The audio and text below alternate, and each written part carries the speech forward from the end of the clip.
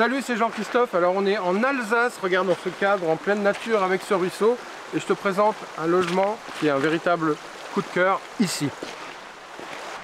Un chalet en avant-première parce qu'il n'a pas encore été loué, les travaux sont tout juste terminés. Et ici, là, il y avait un moulin, il y avait une ancienne roue. Tu vois, au début c'était comme ça. On part de loin. La roue du moulin. Tu me suis, je te montre l'intérieur.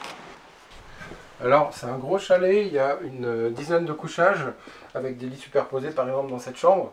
Le concept est simple, c'est des meubles chinés, tu vois, qui prennent leur valeur parce que eux sont foncés sur ce lambris qui est plus clair et tu vois, ils sont vraiment, ça leur donne vraiment une deuxième vie. Quand tu chines un lit, tu fais attention qu'on ait la bonne longueur. Ici on a un lit qui fait 2 mètres parce qu'à partir du moment où tu as un pied de lit, on ne peut pas avoir les pieds dans le vide si on est grand. Regarde ça, c'est une lampe industrielle. Je trouve que ça se marie bien avec le bois. On va retrouver une mise en scène. Ici, tu vois, on a un mannequin avec des bijoux. Et on a une armoire qui est assez incroyable. En fait, c'est un ancien frigo. Tout simplement. Et maintenant, je vais te montrer ma chambre préférée. T'es prêt? Regarde ce miroir, il est juste incroyable. Des fois, on me demande, est-ce que ça coûte cher de meubler un logement? T'es pas obligé d'avoir 50 meubles coup de cœur. Ici on a ce miroir qui est juste exceptionnel, donc qui fait une tête de lit qui donne vraiment beaucoup de valeur à ce lit là avec des coussins et des belles couleurs. Et à côté ça peut être très simple, ça pourrait très bien être des meubles Ikea à côté. On a ça qui fige le regard et qui donne le standing rehaussé par ce lustre, ça marche très bien.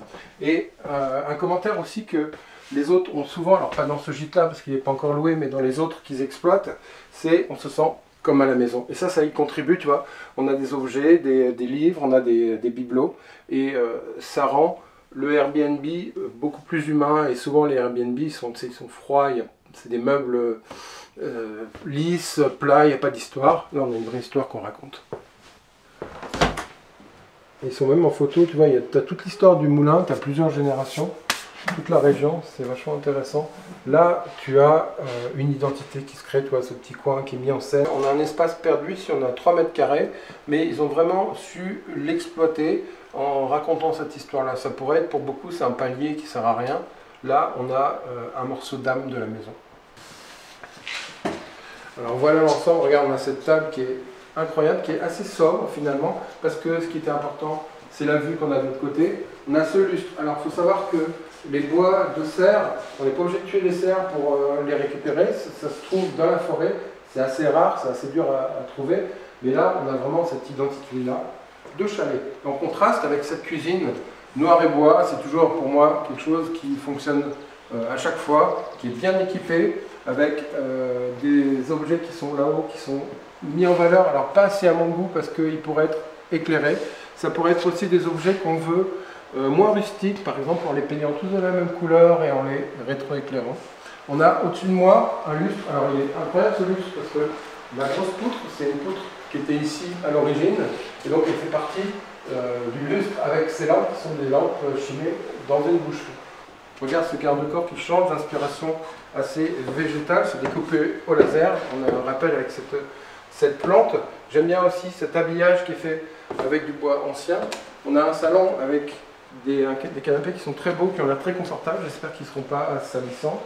Ce meuble là aussi, regarde, c'est un meuble chiné dont on a fait faire des portes en métal qui sont lourdes.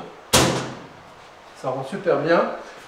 Par contre, la cheminée, je trouve que c'est chouette parce qu'elle est au milieu. Et du coup, quand je suis dans mon canapé, là je suis dos à la cheminée. Ce serait peut-être perfectible, surtout que le canapé il est dos à la porte d'entrée. Ça, c'est quelque chose qu'il faut éviter parce que quand tu es tranquillement installé, tu n'aimes pas être surpris, tu n'aimes pas voir ce que tu as derrière. On a un sol en pierre naturelle qui est magnifique aussi, qui contribue au standing du lieu. On voit qu'on est en montagne aussi parce qu'on a des baies vitrées, c'est pas n'importe quoi, tu vois, elles sont super épaisses. Et surtout, regarde le système de fermeture, c'est une fenêtre qui vient écraser comme une porte finalement, qui s'ouvrirait comme ça. Donc c'est jamais très étanche les portes-fenêtres coulissantes. Une petite réflexion, en fait, la proprio a imaginé ce balcon. À l'origine, c'était juste pour faire ses carreaux. Je trouve que c'est un peu frustrant parce que, ok, il y a de la place dehors pour mettre ta chaise, pour faire ta terrasse, mais des terrasses aussi hautes, avec une vue aussi belle, on aimerait que, finalement, il y ait 2 mètres de plus de terrasse pour qu'on puisse mettre 4 chaises et une table pour qu'on puisse profiter de la vue davantage. Qu'est-ce que tu en penses? Tu peux mettre tes remarques dans les commentaires. Comment bien prendre l'apéro sur la terrasse.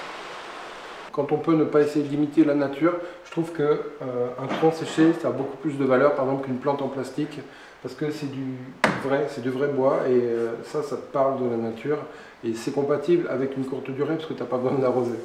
Regarde ça, c'est rigolo, c'est un vrai livre qui a été chiné, alors tu as intérêt à avoir un pot bien étanche quand tu arroses ta plante, mais regarde comme c'est beau. C'est fou, les livres de malades, les mecs qui faisaient ça. Imagine les bibliothécaires, ils devaient avoir des gros bras. Ouais, je suis bibliothécaire. Et en bas, il y a un projet de cave gaming, tu vas voir, c'est pas encore terminé. Alors ici, c'est une salle qui est destinée à la détente. Il y aura un petit salon, il faut trouver où mettre les canapés, parce que c'est pas évident avec l'escalier, la porte. Il y aura peut-être un baby-foot, je crois. C'est une salle de détente, il y aura une grande table aussi. Les spécificités de cette pièce, c'est que tu vois, elle est toute en longueur. Donc quand tu as une pièce en longueur, comme ça, il faut essayer de casser le côté couleur. Pour ça, il vaut mieux aménager les choses de façon verticale. Tu vois, par exemple, le bandeau qui est là, lui, va contribuer à l'effet couloir. Donc il faut éviter de mettre un bandeau comme ça. On a aussi un éclairage qui est pas valorisant, c'est-à-dire qu'on a des beaux murs, des belles choses.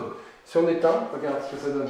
Donc si on éteint, c'est beaucoup plus agréable, surtout si on a un éclairage, tu vois, qui vient valoriser la pierre. Donc c'est très important d'oublier finalement ce plafond, alors que là, on a fait le contraire avec ces grosses lampes.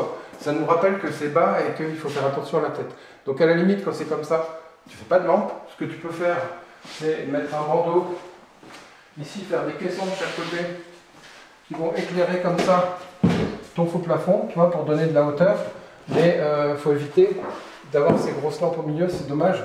Et quand tu as une pièce donc tout en longueur, tu peux essayer de casser cet effet longueur avec aussi des couleurs ou des zones différentes. Tu vois, on peut faire plus bas quand on peut aussi changer. Il pourrait y avoir toute une bande au milieu, par exemple, qui est faite d'une autre matière, par exemple des miroirs collés 20-20, tu vois, éclairés, avec une boule de dancing, par exemple, de la musique. Et du coup, ça ferait 3 espaces différents et on aurait plus ce côté tout en longueur. Tu peux aller voir la vidéo SOS plafond bas, je te mets le lien, le petit i comme info si j'arrive à le mettre, sinon c'est dans la description.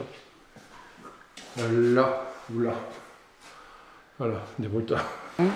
Alors me voilà revenu en Sarthe près de chez moi pour cette conclusion. Donc une belle trouvaille, ce logement, cet ancien moulin.